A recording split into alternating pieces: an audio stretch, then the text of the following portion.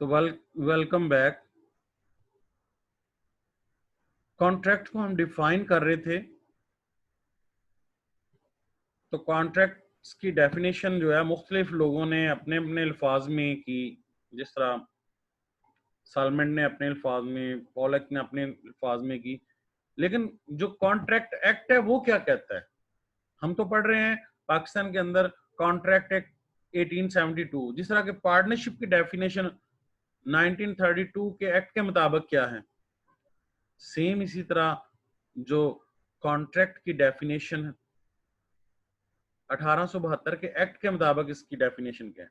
तो बड़ी simple definition है, जरा तवज्जो से देखना है आपने। An agreement enforceable by law is contract. तो कॉन्ट्रैक्ट की जो डेफिनेशन है वो क्या है? कोई भी मुआहदा जिसको कानून के जरिए इन्फोर्स करवाया जाए, इसे कॉन्ट्रैक्ट कहते हैं।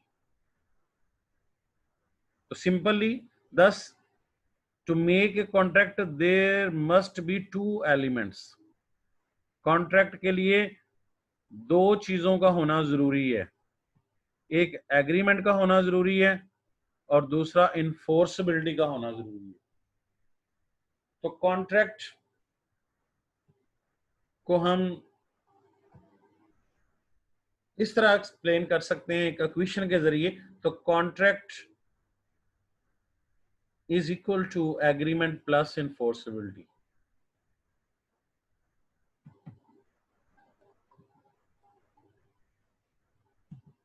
अब इन दोनों चीजों को हम एक्सप्लेन करते हैं कि एग्रीमेंट क्या है। यानी कॉन्ट्रैक्ट के लिए एग्रीमेंट का होना जरूरी है और इन्फोर्सिबिलिटी का होना जरूरी है। अगर हम इन दोनों को एक्सप्लेन करेंगे तो कॉन्ट्रैक्ट मजीद वाज़िया हो जाएगा कि कॉन्ट्रैक्ट क्या है।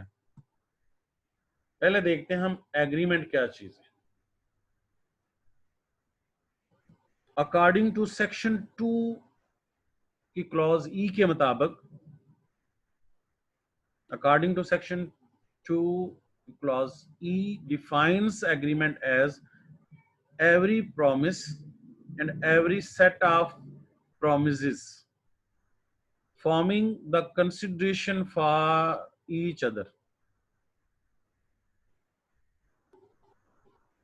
एग्रीमेंट से मुराद क्या है? हर वादा, एक वादा भी हो सकता है या एक से ज्यादा वादे भी हो सकते हैं। यानी आप जब किसी से लेन देन करते हैं तो उसमें आप जो कॉल इकरार करेंगे वो प्रॉमिस ही होगा। तो दोनों तरफ जो होंगे वो प्रोमिसेस होंगे। Forming a consideration of each other. Consideration क्या चीज है? कंसिडरेशन से मुराद दोनों फ्री कैन के लिए कुछ होना जरूरी है। Something given back for receiving. अगर मैं अपना प्लॉट बेच रहा हूं तो उसके बदले में जो कीमत होगी वो कंसिडरेशन होगी। तो दोनों फ्री कैन के लिए कुछ उस मुआहदे में होना जरूरी है। अगर दोनों फ्री कैन में से सिर्फ एक के लिए तो कुछ है, दूसरे के लिए नहीं है, तो फिर वो प्रॉमिस तो होगा, एग्रीमेंट नहीं बनेगा। एग्रीमेंट बनने के लिए प्रॉमिस का होना भी जरूरी है और कंसिडरेशन का होना भी जरूरी है। जिस तरह कॉन्ट्रैक्ट दो चीजों का नाम था, एग्रीमेंट प्लस इन्फोर्सिबिलिटी, तो एग्रीमेंट भी दो चीजों के नाम है। एग्रीमेंट बनने के लिए प्रॉमिस और प्लस उसमें कंसिडरेशन हो। यानी दोनों फ्री कैन वादे भी करें एक दूसरे के साथ और दोनों के लिए कुछ उस मुआहदे के अंदर लेन देन भी हो। सिर्फ अगर मैं किसी को ये कह देता हूं कि मैं ये प्लाट तुम्हें मैं फ्री में देता हूं, तो कहता है बिस्मिल्लाह जी मैं ले लेता हूं। तो इसमें एक तरफ तो कुछ है, दूसरी तरफ नहीं है, तो ये सोशल नेचर का होगा। कानून कहता है कि forming the consideration for each other का मतलब है दोनों तरफ कुछ लेन देन हो, चाहे वो कम ही क्यों ना हो। मतलब एक 10 लाख का प्लाट बेशक मैं 2 लाख का बेच दूं, एक गाड़ी मेरी 5 लाख की है मैं बेशक 1 लाख की बेच दूं, कानून ये नहीं कहता कि कम क्यों तुमने बताया है। कानून ये कहता है कि लेन देन में होना चाहे 1 रुपये क्यों ना तय कर लें, एक मुआहदा मैं रिटन फॉर्म में लिख देता हूँ कि मैं प्लाट 1 रुपये में बेच रहा हूँ, तो ये 1 रुपये का होना ही जो है वो कंसिडरेशन कहलाएगा। It means every promise is an agreement, हर जो वादा होता है ये मुआहदा ही होता है।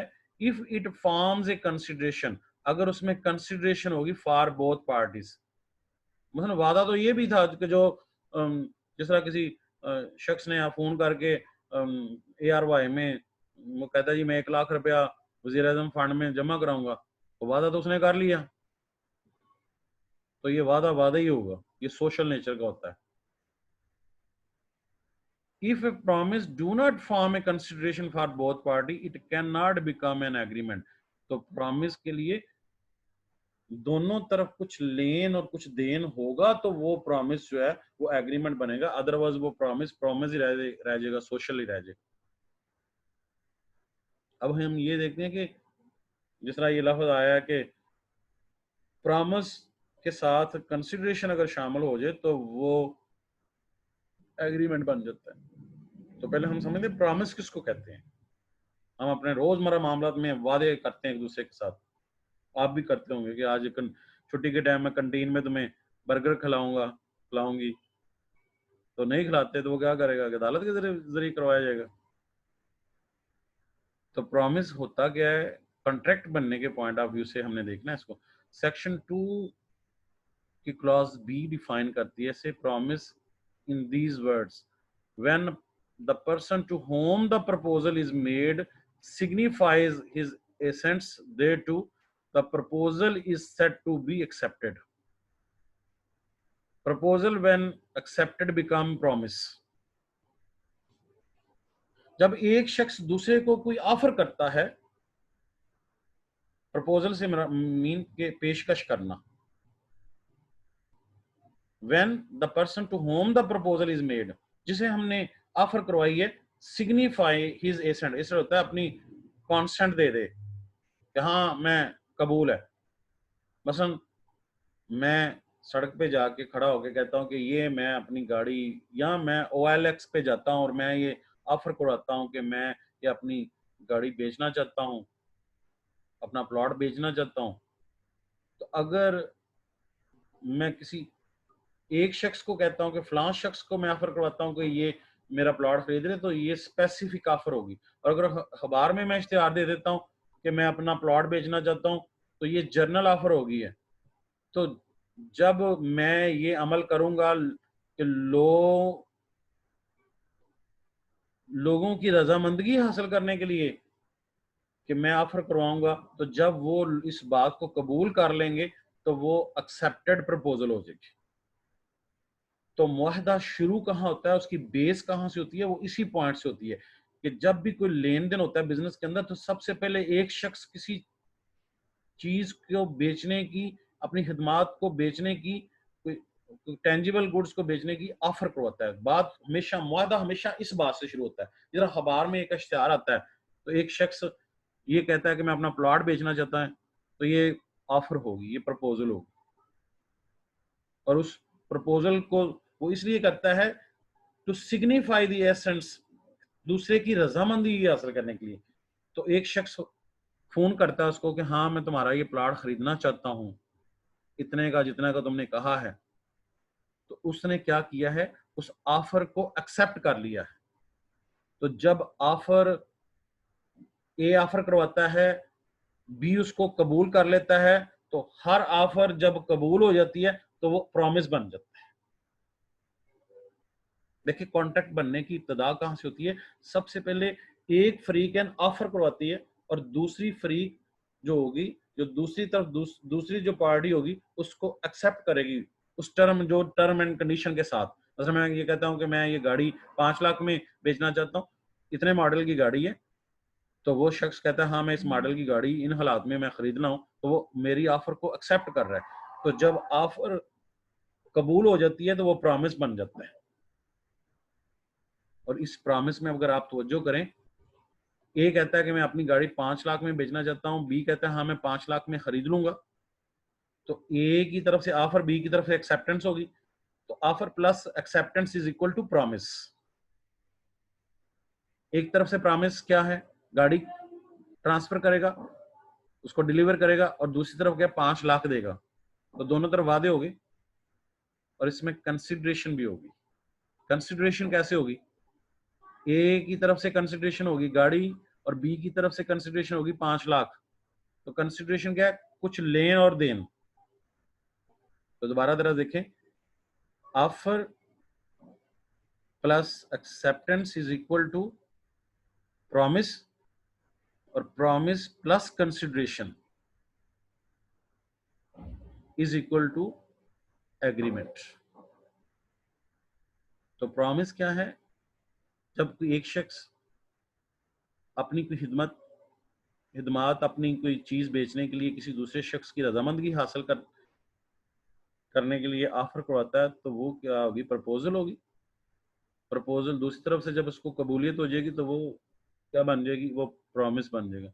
और प्रॉमिस में अगर कंसिडरेशन शामिल हो जाए तो एग्रीमेंट बन जाता है। तो एग्रीमेंट क्या है, an offer when accepted become promise, और promise plus consideration is equal to agreement.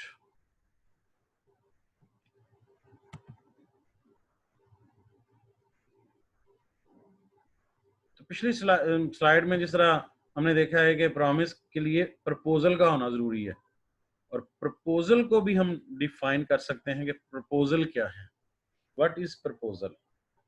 क्योंकि कॉन्ट्रैक्ट की बुनियाद ही ऑफर से होती है, प्रपोजल से होती है, पेशकश से होती है। इसलिए सेक्शन 2A की क्लॉज ए सबसे पहले बयान करती है कि व्हाट इज प्रपोजल। सेक्शन 2 की clause A of contract act 1872 defines the term offer as when one person, एक शख्स, सिग्निफाइज टू अनदर, दूसरे को पेश करता है, his willingness to or to abstain, कि वो ये काम करे या इससे रुक जाए, from doing something with a view to obtaining the consent of the other. जब एक शख्स किसी दूसरे शख्स की रजामंदगी, कॉन्सेंट हासिल करने के लिए कोई पेशकश करता है, तो ऐसा अमल, ऐसा करना या एब्सटिनेंस या रुक जाना, ही सेड टू बी प्रपोजल। वो क्या कर रहा है, वो बेसिकली प्रपोजल कर रहा है। तो प्रपोजल बेसिकली दूसरे की रजामंदगी हासिल करने का नाम है कि भाई तुम खरीदना चाहते हो या नहीं, हाँ या ना हासिल करना। वो हाँ भी हो सकती है, ना हासिल करने ना भी हो सकती है। तो जब एक फरीक दूसरे को अपनी कोई चीज, कोई खिदमत बेचने के मुतल्लक उसकी हाँ या ना के मुतल्लक जानना चाहे, तो उसका ये अमल जो है वो प्रपोजल कहलाता है। प्रपोजल ये भी होती है, विल यू मैरी मी। जब एक फरीक दूसरे को ये कह रहे होते कि क्या तुम मुझसे शादी करोगे, तो बेसिकली ये क्या है, उसकी हाँ या ना हासिल करने के लिए ये सवाल है। तो ऐसा करना प्रपोजल कहलाता है।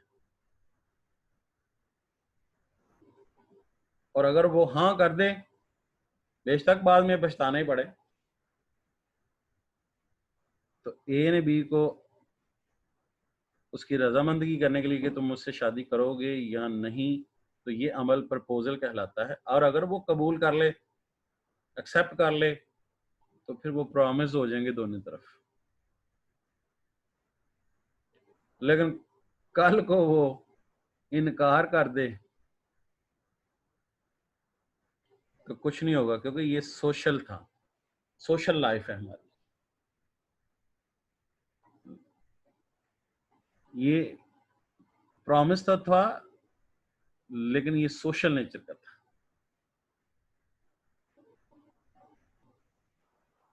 लेकिन यही बात अगर हम अपने बिजनेस लेन देन में करते हैं तो अब आपने वादे कर लिए तो अब आप इनकार नहीं कर सकते, क्योंकि ये अगर आप इनकार करोगे तो इनफोर्सेबल होगा। शादी भी इनफोर्सेबिलिटी होती है, लेकिन आप जबरदस्ती किसी के साथ नहीं कर सकते। लेकिन जो बिजनेस मुआहदे होते हैं, सेम इसी तरह वो सोशल एग्रीमेंट में, जिस तरह बाप कहता है कि मैं तुम्हारी बर्थडे में तुम्हें मैं साइकिल या मोटरसाइकिल या गाड़ी पेश करूंगा, तो वो नहीं करता, तो आप उसको अदालत के जरिए इन्फोर्स नहीं कर सकते। ये सोशल है। तो हम अपनी जिंदगियों में सोशल सोशल लेन देन भी करते हैं, वादे करार करते हैं, कमिटमेंट्स करते हैं, लेकिन वो अदालत के जरिए इन्फोर्स नहीं किए जा सकते। आगे जाके हम ये भी पढ़ेंगे कि वो लीगल होना जरूरी है। बहुत सी चीजें आगे जाके हमने पढ़नी है कि मुआहदे में 10 पॉइंट्स का, अगर एक अच्छे मुआहदे को अगर आप अदालत में लेके जाना चाहते हैं ना अपने मुआहदे को, तो 10 बातों का ख्याल रखना है। वो अगर हम नेक्स्ट पढ़ेंगे उसमें। तो कॉन्ट्रैक्ट क्या था? An agreement that is enforceable by law. तो एग्रीमेंट हमने समझ लिया। एग्रीमेंट क्या है, मुख्त समझने के लिए जरा पॉइंट रखें कि सबसे पहले एक तरफ ऑफर होगी, दूसरी तरफ एक्सेप्टेंस होगी। जब ए ऑफर करे, बी एक्सेप्ट कर ले, तो ये प्रॉमिस हो जाता है। और जब प्रॉमिस के अंदर दोनों तरफ कुछ लेन और देन हो, तो वो कंसिडरेशन शामिल हो जाती है। जब कंसिडरेशन दोनों तरफ होगी तो वो एग्रीमेंट लीगल एग्रीमेंट होगा। और अगर एक तरफ कुछ हो और दूसरी तरफ कुछ ना हो, जिस तरह आपने चंदा का कहा है, तो एक तरफ तो कुछ है, दूसरी तरफ तो कुछ नहीं उसके बदले में, तो फिर वो एग्रीमेंट होगा, लेकिन सोशल एग्रीमेंट होगा। सोशल एग्रीमेंट यहां तक ही खत्म हो जाता है, कॉन्ट्रैक्ट नहीं बनता। कॉन्ट्रैक्ट बनने के लिए जरूरी है कि वो बिजनेस नेचर का लेन देन हो, जिसमें एक तरफ भी कुछ लेन हो रहा हो और कुछ देना हो रहा हो। तो हर बिजनेस ट्रांजेक्शन में, चूंकि पैसे और चीजों का लेन देन होता है, इसलिए तमाम बिजनेस ट्रांजेक्शन जो होती हैं वो कॉन्ट्रैक्ट ही होती हैं। अब इन्फोर्सिबिलिटी दूसरा पॉइंट है। इन्फोर्सिबिलिटी क्या है?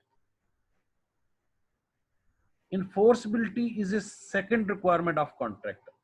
अगर आप मुआहदा करने जा रहे हो तो एग्रीमेंट के साथ साथ अगर इन्फोर्सिबिलिटी नहीं है, जैसा सोशल एग्रीमेंट, तो एग्रीमेंट होते हैं लेकिन इन्फोर्सिबिलिटी नहीं होती है। तो enforceability is the second requirement of the contract and agreement is said to be enforceable if it is recognised by court. अगर अदालत उसे कंसिडर करती है, अगर अदालत उसे कंसिडर नहीं करेगी, है रिकॉग्नाइज ही नहीं करती उसको। मतलब अदालत ने ये कहा हुआ है, कानून ये कहता है कि आप किसी माइनर के साथ लेन देन नहीं कर सकते। आगे जाके हम डिटेल में जब पढ़ेंगे तो माइनर के साथ किया हुआ मुआहदा आपका इन्फोर्सेबल नहीं होगा। मसलन आपने किसी माइनर के साथ 18 साल से कम जिसका शनाख्ती कार्ड नहीं बना, उससे लेन देन करते हैं कि मैं उससे लेन देन कर इस तरह से करता हूँ कि मैं उसको कहता हूँ कि मैं अपनी गाड़ी बेचना चाहता हूँ, या वो मुझे कहता है कि मैं अपनी गाड़ी बेचना चाहता हूँ। कुछ लेन देन हो गया और कल को वो इनकार कर देता है माइनर, तो माइनर के साथ किया हुआ मुआहदा वैलिड नहीं होता। तो माइनर के साथ किया हुआ मुआहदा जब वैलिड नहीं होगा तो वो इन्फोर्सेबल भी नहीं होता। तो मुआहदा बनने के लिए इन्फोर्सेबल होना जरूरी है। In order to be enforceable by law, agreement must create a legal obligations. अगर ये चाहते हैं कि हमारा मुआहदा वैलिड हो, कानून की नज़र में उसकी हैसियत हो, तो उसके लिए लीगल ऑब्लिगेशन का मतलब ये होता है कि दोनों पाबंद हों। If an agreement does not create a legal obligation, it is not a contract. Thus, the term agreement is wider than a contract. जो एग्रीमेंट है वसी है कॉन्ट्रैक्ट से, क्योंकि हर वादा कॉल करार एग्रीमेंट तो होता है लेकिन कॉन्ट्रैक्ट नहीं होता। All contracts are agreement. तमाम जो कॉन्ट्रैक्ट्स होते हैं वो एग्रीमेंट तो होते हैं, but all agreement are not contract. तमाम एग्रीमेंट कॉन्ट्रैक्ट नहीं होते। एग्रीमेंट्स की दो किस्में होती हैं जो हम अभी ये बड़ी डिटेल से मैंने बताया इसको। There are two type of agreements, social agreement और लीगल एग्रीमेंट्स। सोशल एग्रीमेंट क्या होते हैं? Social agreement is not enforceable by law because it does not create obligation between parties. जिस तरह वो बाप बेटे को कहता है कि मैं तुम्हारी बर्थडे पे तुम्हें मैं मोटर बाइक लेके दूंगा, तो ये सोशल एग्रीमेंट है। Legal agreement, a social agreement is enforceable by law. A legal agreement is a legal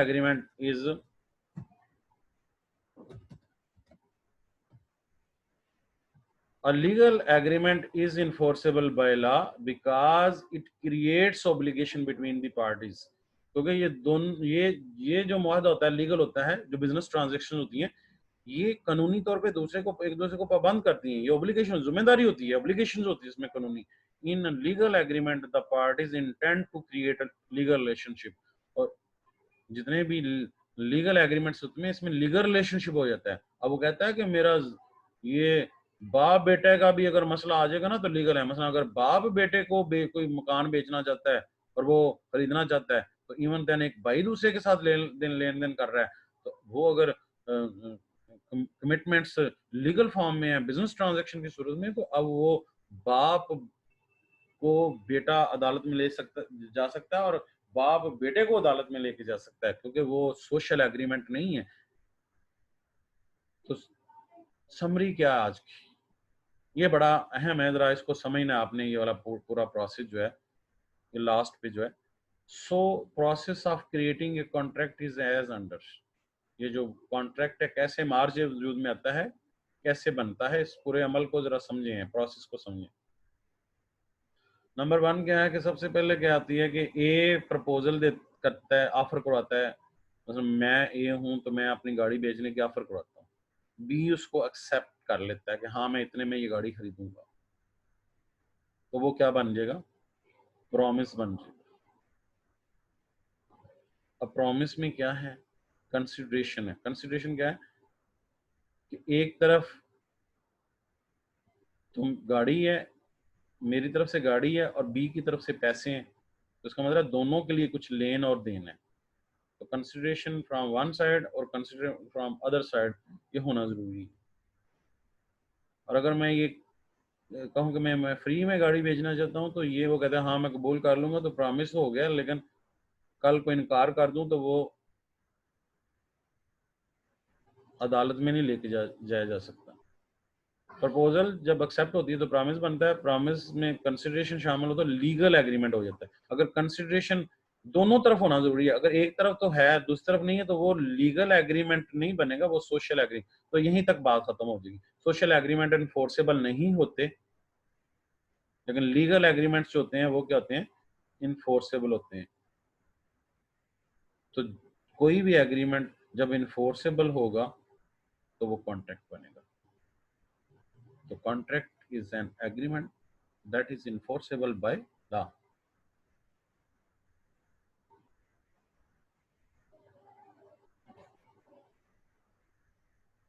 अब क्वेश्चन आंसर का सेशन है, तो क्वेश्चन है तो प्लीज